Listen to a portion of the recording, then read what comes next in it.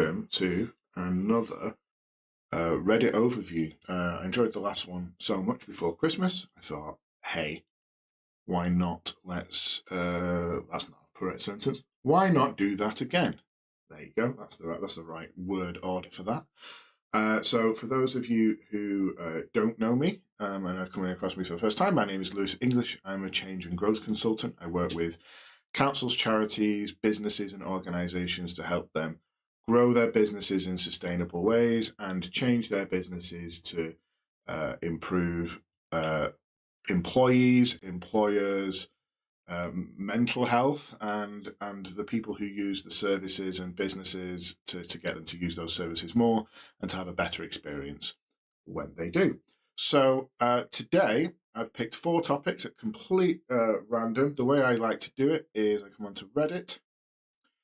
I will go to r/small business UK.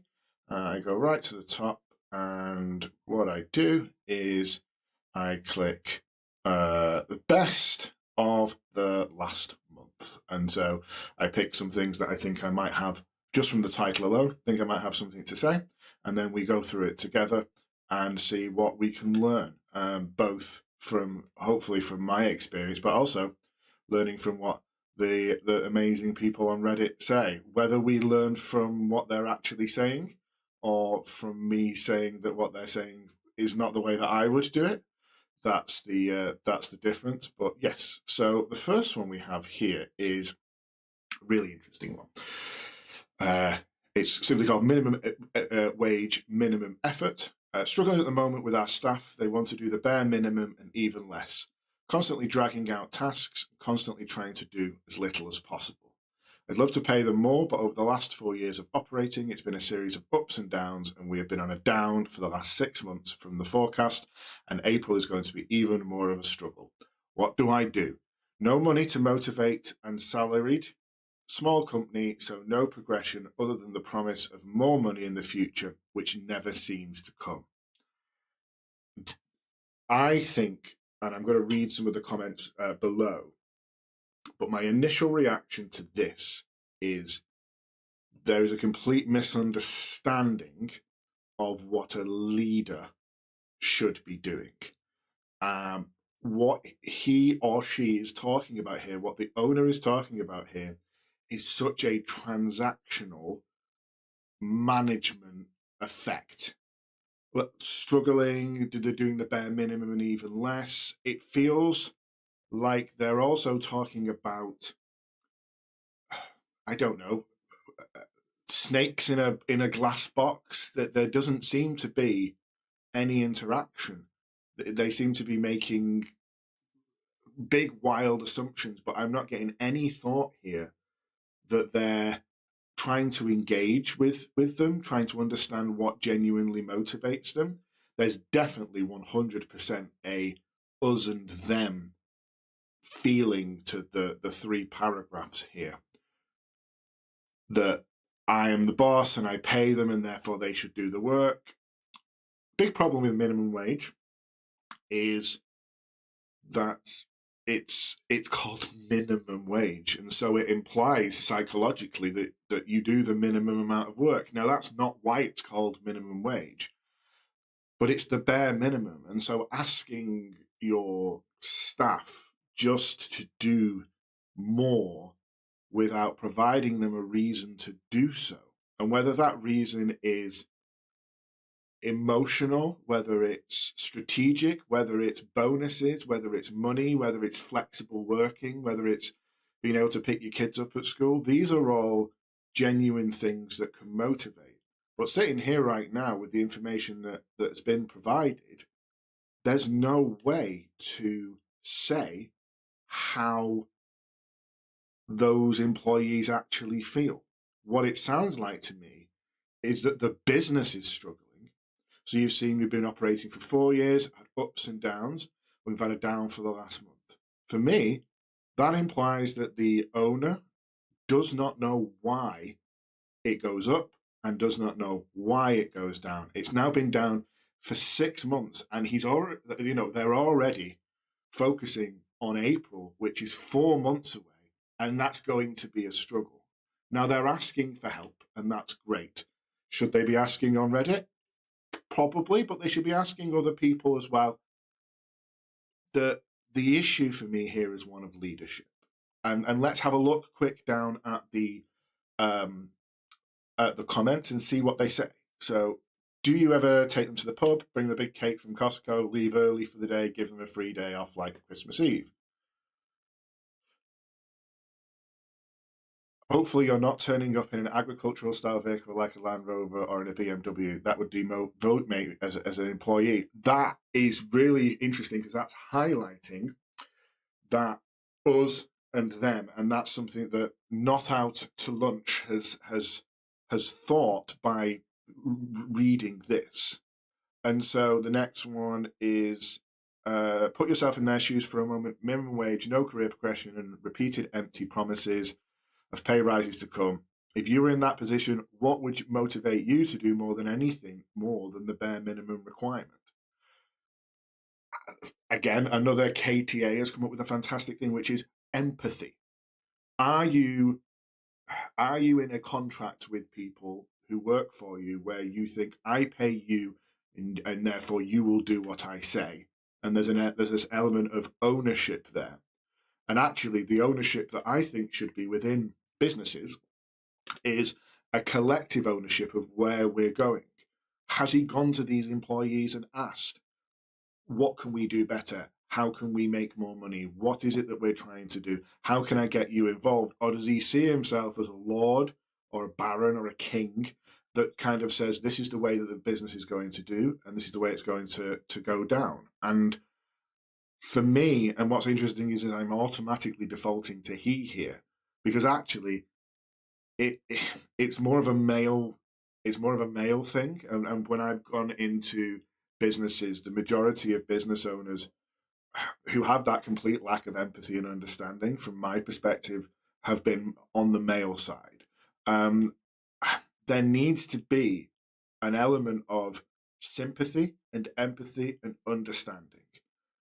Here, are you having regular appraisals and giving them targets and performance feedback? That's another great question. Are we just letting that? It feels to me at this very top here that they want to do the bare minimum and even less, constantly dragging out tasks and constantly trying to do as little as possible. There's so much wrong with that sentence. There's so much wrong that says, well, they're doing.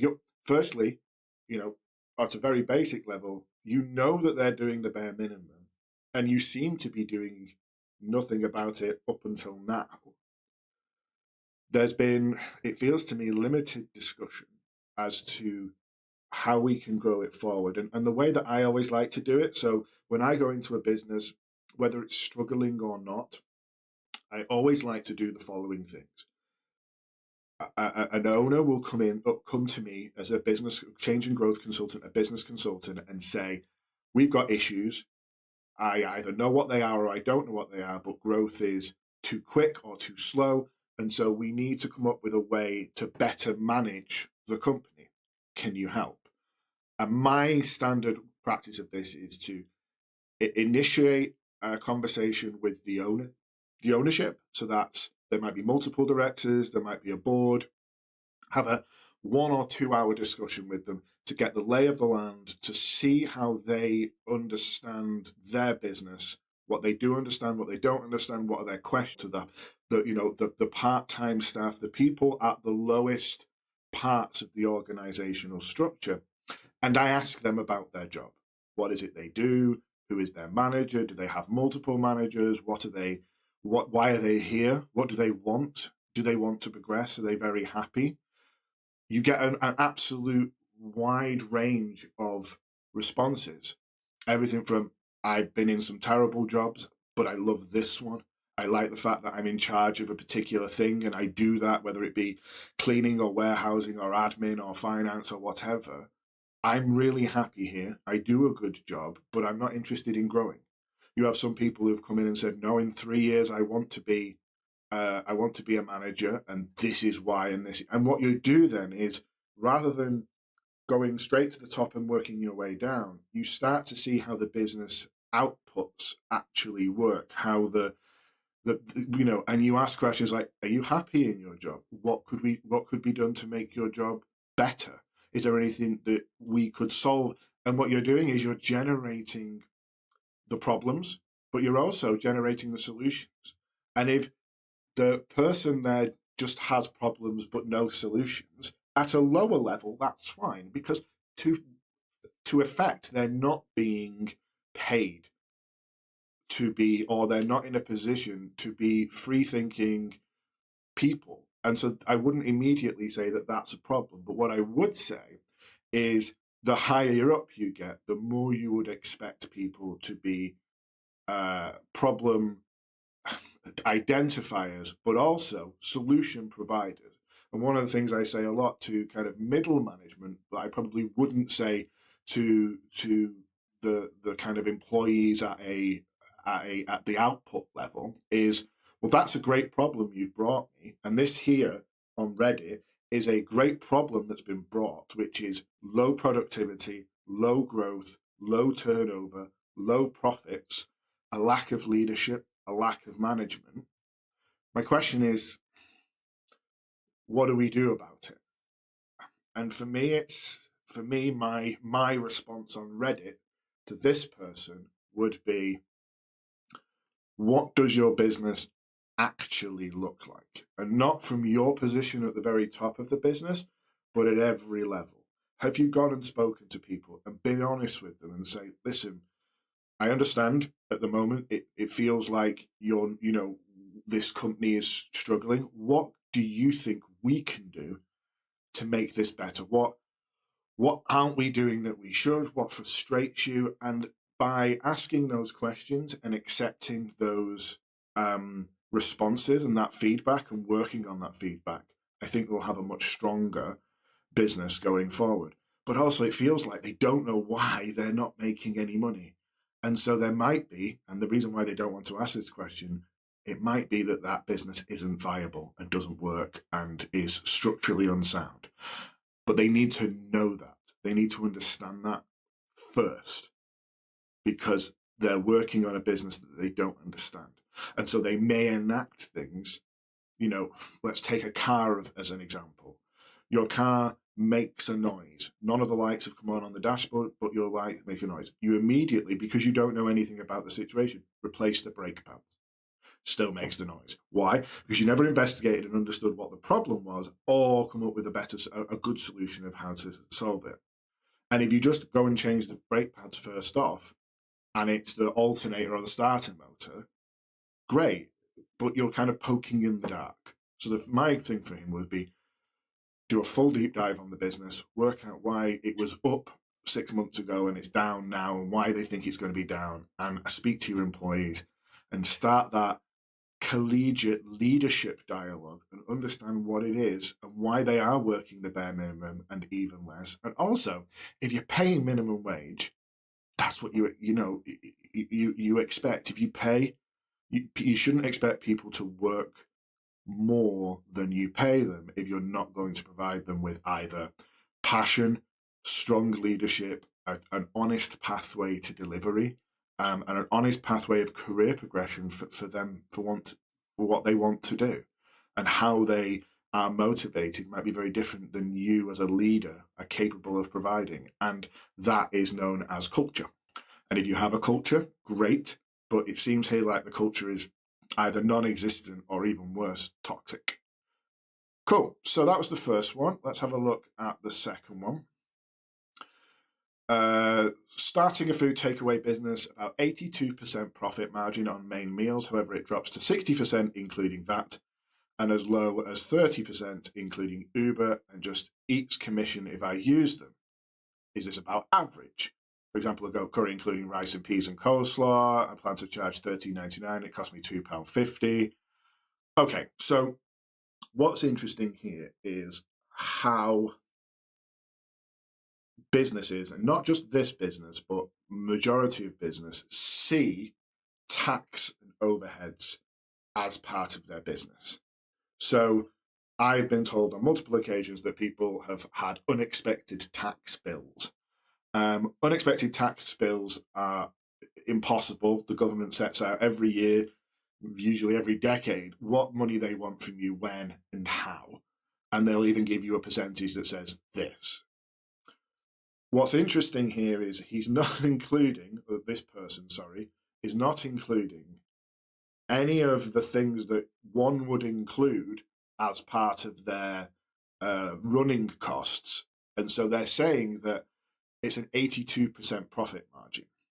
And what they're basically saying is if they're selling it for £14 and they're making it for £2.50, then their profit, in inverted commas, is around 80%.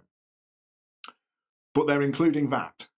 So the idea that they came up with was useless from the start, because VAT, for those of you who don't know, on goods you have to pay 20%. If you are a business over, I think it's £85,000 at the moment, you have to register for VAT. Sometimes it's useful to register for VAT before then, and it adds 20% onto, from a customer's point of view, and from a individual customer point of view. So, for example, that gets paid by the person buying the goat curry, and it automatically gets added on, and that's it. So in the US, you would get, it would be $11.99 and then $2 of tax. In the UK, it has to be put on altogether. Now, if you're a business, you can take off VAT, and that's a different conversation. So because this person always has to pay VAT, then the profit margin, from my perspective, and working out how we run the business, is it was never 82%. So it's now 60% including VAT, and as low as 30% including Uber and Just Eat. So what they're not doing as well is they're not including delivery.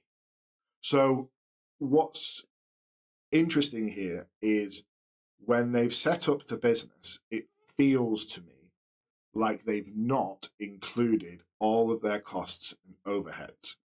And if somebody came to me as a business and said, hey, for every pound you make, you're going to get 82 pence, I'd go, that sounds like an amazingly brilliant idea, and I'm going to do that because that sounds, that's fantastic. But that was never true, and it was never the case. And if you're looking at business viability, how useful my business is, 30% might not be enough. And so you've started a business where you expected there to be 82 pence in the pound for you to do what you need to do, and now there's only 30 pence in the pound. So that's potentially a 52p loss on every pound you make from what you initially thought. And part of this is a huge problem in the UK, is the complete lack of business education in schools that relates to this kind of thing. You can take business studies and you can take business. I've known people who have been very well educated, but because they were always going into a job, they've never learnt about corporation tax. That's not included here. They don't know about insurances and overheads and VAT, and how to pay yourself, and national insurance. So that's my thought here, is that when they potentially initially started the food takeaway business, they haven't included all of the things that they thought they were going to be, and that's partly a miseducation on the government and school side, but also there isn't that much resource out there for people to learn this before they start a business. So let's have a look at what some people have said here. So have you done a cash flow and profit and loss forecast for the next 12 months? Do these prices take into account the national minimum pay rises? What's your expected annual turnover? How can you longer remain as non-VAT registered and accumulate some? So yeah, it for me, and actually what's really good here is that they've responded. And the horrible thing about most of Reddit is that people pop these things on and never respond. So let's have a look at see what's happening and see where they're up to. So yes, I've done all of those. They're looking decent without deducting VAT and the 30% commission. That's not how profit and loss works. So profit and loss has to include all of your outgoings for the entire time that you're working on. It feels like they've got almost a mindset issue of, not understanding that VAT is not your money. It's never your money. VAT, I've always described VAT as you are a free tax collector for the government. That's all that that does for you. The 30% commission, if that's how they are selling their wares, if that's how they're selling their goat curry, and that's what people are going to be going for, that 30% has to be included in the profit and loss. Because if it's not, then it's an expense. So for me, there's a mind shift that needs to take place here that moves that VAT and 30% from outside of the business to inside the business and on the profit and loss sheet. So yes, the price is taken into account that, although the first 6 months would be reduced wages. I don't know what that means, but I can see a very large red flag. When your wages, I don't know what reduced wages, does that mean people are earning less? Does that mean people are working less? I don't understand. If I was a business consultant for this person, I would immediately ask the question of what that means, because a lot of new businesses don't understand employment law and HR and the national minimum wage and what that means, and all of that stuff. And it's really difficult, and it's legal, and it's binding, and you have to do it. And so when you don't do it, you can get in serious trouble.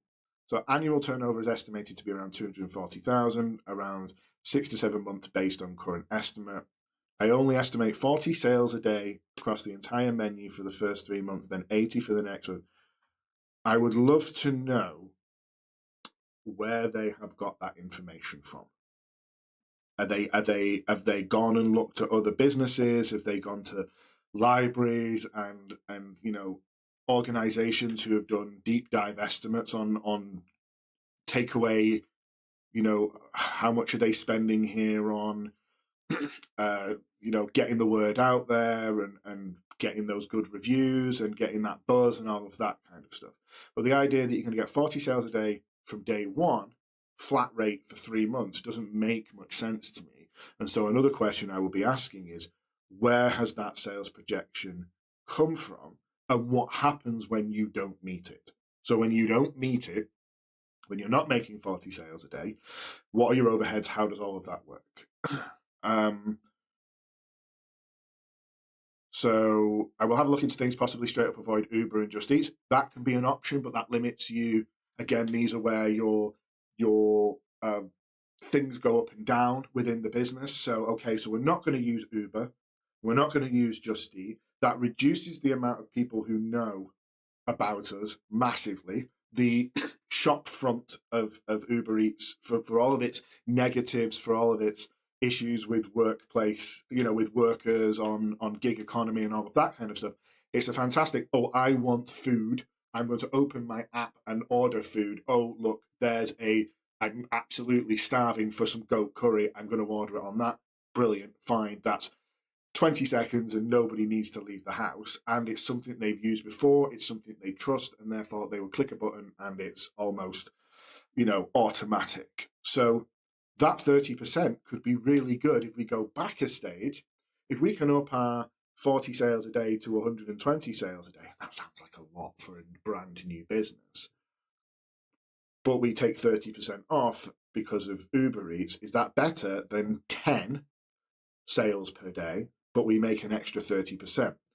Without doing all the maths, probably. And yes. And if you're getting regular things through, because Uber Eats is great, fine. But if Uber Eats is a living nightmare for you and doesn't pay you, and I'm not saying they do or they don't, but you need to look at how that's where the market analysis comes in. That's where the tough talking and understanding. So when taking into account only the 20% VAT is profitable, only losing 500 for the first 3 months, then making 2,000. There's an obsession with VAT here that I think probably would need to kind of delve into with this person. So let's have a look what some other people have said here. So most restaurants or takeaways increase their prices on Uber. Yep, that is exactly true. So there you go. So this is good market research that Shorty EU has done. There's a lovely burger place that charges £9 on Uber Eats and £6.80 for collection. if I was to do the maths on that, you're probably looking at about covering it. So that's great. Perhaps you could increase your prices on Uber. Uber, unfortunately, isn't worth doing, as there's definitely a discovery network. There you go. And then switch to the takeaways. So that kind of. So for me, the lessons here are proper understanding of what profit and loss is and where your overheads are and what costs are to you. A misunderstanding that tax is yours until you pay it. It was never yours. It was always going to be paid. And so something like that, which is flat 20%, is interesting. And my question would be, thinking about it, why are you VAT registering now? You're a food takeaway business. There's no way you've made your 80, 85, 90,000 pounds worth of VAT. At the moment, all you're doing is adding 20% onto your business because, unlike businesses, customers can't offset the VAT. So for me, I feel like there's a couple of big red flags here that I would love to talk to this person about and say, hey, this is actually how business works. Because for me, it feels like they're hoping and wishing for a different style of VAT and tax, and that's just not the thing. So 5 minutes left, 5-10 minutes left. Let's do a bonus round. So, what are your best business tips? I'll go first. I'm going to try and react to these as quickly as possible without going into long explanations on things. So, no matter your size, you can be doing daily income sheets for delivering work for me as a trade business with monthly profit and loss records going through the main expense categories on your QuickBooks or equivalent software. I personally do this on a spreadsheet. It's guaranteed to make you more profitable. Yes, I agree. Knowing exactly where your business is at all times is great. So for me, it's really easy. So we work on bigger projects that get paid to us usually in blocks. So they'll do it monthly, or they'll do it quarterly, or we'll have a project and that'll be X amount of money. And so all of that goes into my free agent, which is a bookkeeping software. I know when things are coming in, when things are going out. Whenever I pay for something, I automatically put in there. So any outgoings, whether that be staff or subcontractors, I get those in as well. And what that allows me to do also includes corporation tax, also includes VAT, also includes anything else that I need to be worried about. And it gives me an, quote, estimate, and it's never perfect on. And when you then send it to your accountant, they will either say you've over-egged it or you've not over-egged it. And that makes me understand where my business is, what money I've got to play with, what can I spend on growing the business, what can I spend on myself, what can I spend on hiring someone. Those are all really important. And if you understand, the more you know about your business, the better. And at the end of every year, your accountant's going to come in and want to file your accounts and file your VAT report every 3 months, and they're going to want to know in great detail exactly how much money you've spent, why you've spent it, so that they can try and offset things and make sure that you're compliant with HMRC for VAT and tax. So yeah, that's super important. And especially, and it gets harder and harder the more you sell of something. So if you're selling 1,000 things a day, you need to make sure that you have that all up to date more regularly. For an organization like mine, which is a consultant, we probably have less than 100 invoices a year. There are some companies out there that will have 100 transactions per day. And if you're really good, if you're someone like McDonald's or Starbucks, potentially 100 per hour. And then you're going to start having to look at EPOS services or big kind of CRM systems and all of that kind of stuff. So sell expensive things to people who can afford it.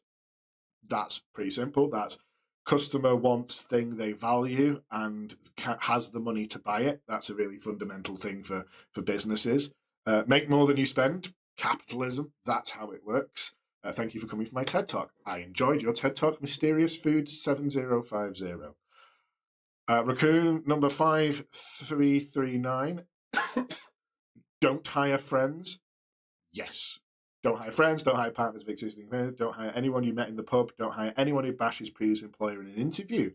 Interesting. Yes, so level of professionalism with the bottom one. With friends, sometimes with a family business, it can be hard.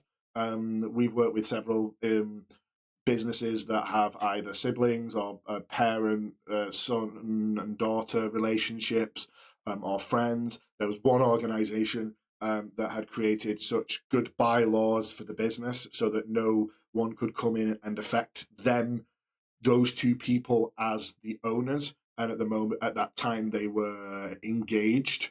And my job was to come in and try and sort it out because that relationship had broken down personally, and they'd never put anything in place from a business perspective to say what happens when we don't like each other anymore. So they'd spend so much time protecting themselves from investors and poachers and IP people that they never thought that they wouldn't like each other anymore. And so that can be a really difficult thing. And yeah, it's a struggle when you really like someone and they're not doing a good job.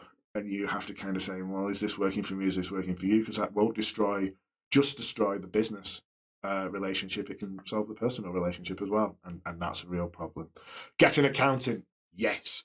I tell people to get an accountant almost immediately when setting up a business. You won't use them for a year. They probably won't charge you for a year at least. But I am not. I'm very good at statistical analyses, and I'm very good at other people's businesses. One of the things I have is a bit of a blind spot for making sure my accounts are up to date. And so I am very vigilant, as I said before, making sure that my free agent is always up to date because I have this grip of fear. If you get an accountant, they will do it at the end. What you might also need is a bookkeeper. The difference between a bookkeeper and an accountant is a bookkeeper will do things as you go along. So an accountant will rarely put in the items, get the invoices, attach them to the particular item, and then get everything sorted. They will come in at the end of the year or from a VAT related thing at quarter, check things, and they will expect it to be right. How much does an accountant cost? For a single small business, you're probably looking at anywhere between £500 and £800 per year to file your taxes. Probably £100 ish, or £150 ish if you do VAT, and that's every 3 months. So potentially you can be looking at around, for a business that's turning over, I'd say between 60 and 100,000 and is VAT registered, you're probably looking at between £900 and £1,400 per year, depending on skills, experience, all of that kind of stuff. So, let's have a look some more. I run a service business I have a widget on my desktop that asks turnover, currently money. Yeah, brilliant, lovely. Have that big insight into your own business and make sure that you're understanding what it is. They say that the last metric is a calculation which outputs how many billable hours we need to generate each remaining day in the month. Ooh, I like that. So that's a type of forecasting. So that's turning around and saying, okay, and to be fair, I'm not motivated like that, and some people are and some people aren't, and that's great. And one of the things about a business is your business is yours, and so you need to motivate yourself in the way. This person is motivated by having a big thing on their screen that says, you need to build 20 more hours this month, otherwise you're not going to hit your targets. That wouldn't work for me. I'm motivated in different ways, but if it works for you, great. And so experimenting and understanding is all good. The 4Ps, classic: product, price, place, and promotion. Keep reviewing them and deciding if everything works. Yes, that constant feedback loop is really good. SWOT analysis. So SWOT analysis is strengths, weaknesses, opportunities, and threats. So what are we good at? What are we not good at? Where do we have a chance to make money? Where we got a chance to lose money? That's effectively what that is. Don't copy the wrong homework. So what platforms have you already built? Capability, capacity, resources. What is your vision? Where is the business life cycle? Again, that's perfect. And I think you need to, if you don't know that in your business, if you don't know the answer to those questions, then you need to find out what those answers are. And the problem with running your own business is you're usually running so hard and so fast to just deliver or to grow that you end up forgetting that you might be running on a treadmill that's broken or running in the wrong direction, or you might be spending more money than you know. And if you don't stop to look at what your business is actually doing every now and again, it can run itself into the ground. And what we call that underpin is zombie businesses. So insatiable, they just want brains, they just want profit, they just want They just want whatever it might be that is focusing them, but they're ruining themselves and their business and everyone else around them, because they're not able to see the damage that is being done to themselves, and the damage that is being done to everybody else, and the horrible effect that they're having on other people, people at home, people at the business, people at work. So that's our little adventure through Small Business UK Reddit. I loved it. I thought it was great. What's really good and really interesting is the majority of this stuff is genuinely good. It's genuinely insightful. It's genuinely thoughtful.